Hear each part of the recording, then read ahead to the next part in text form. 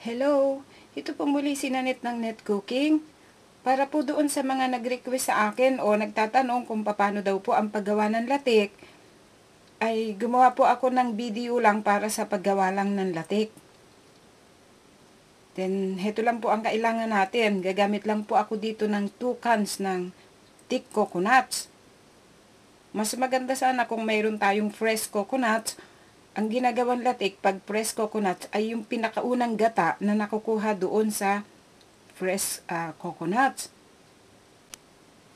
Kaya lang, para po doon sa mga kababayan natin na naninirahan sa ibang bansa,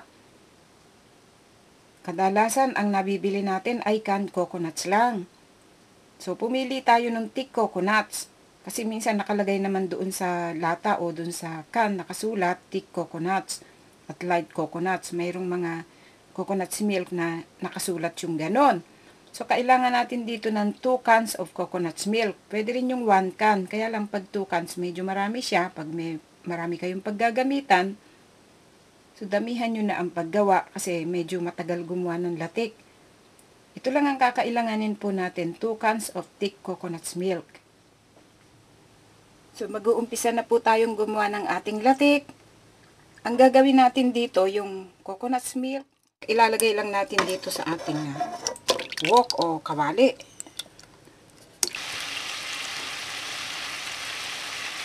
Then, napapansin natin na nag-i-start ng kumulo yung latik natin. Then, medium heat lang po tayo dito.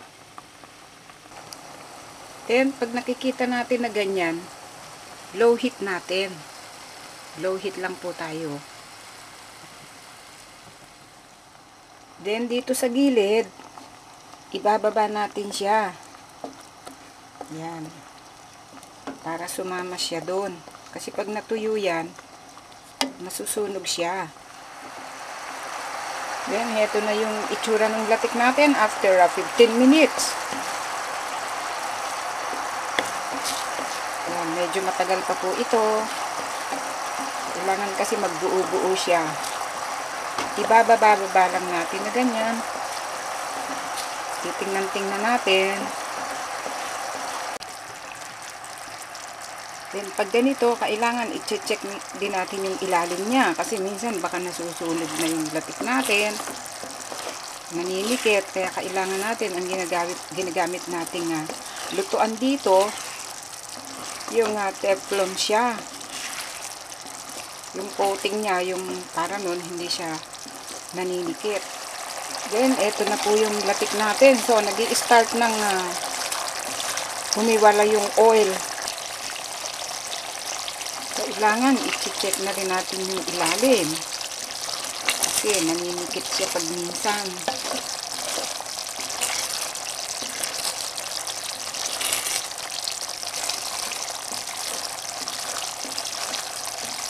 So, parang ang daming oil na lumalabas dito sa ating latik. Sabi nila, yung daw canned coconuts, walang oil na nakukuha.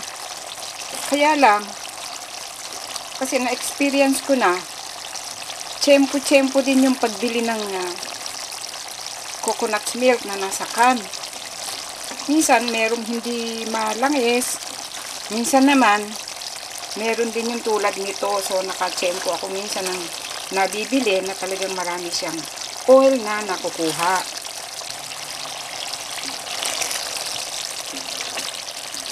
Diba, ayan, ang dami niyang oil.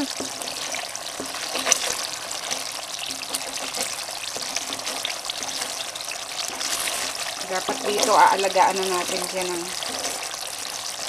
ng check o paghalo. Kasi baka manikit.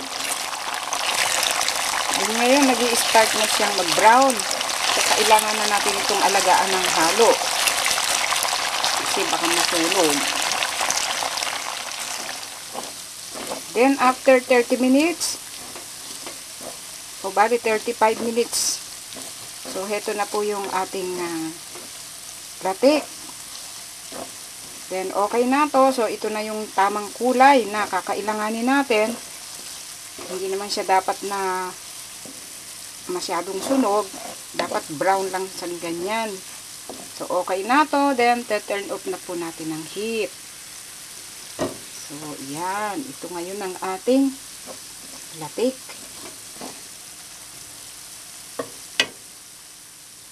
Then, ito po ngayon yung kinalabasan sa pagkakagawa natin sa ating latik.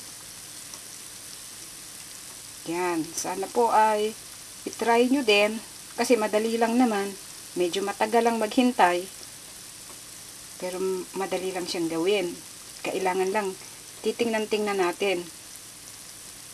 Okay, marami pong salamat. Ito pong muli si Nanette ng Net Cooking.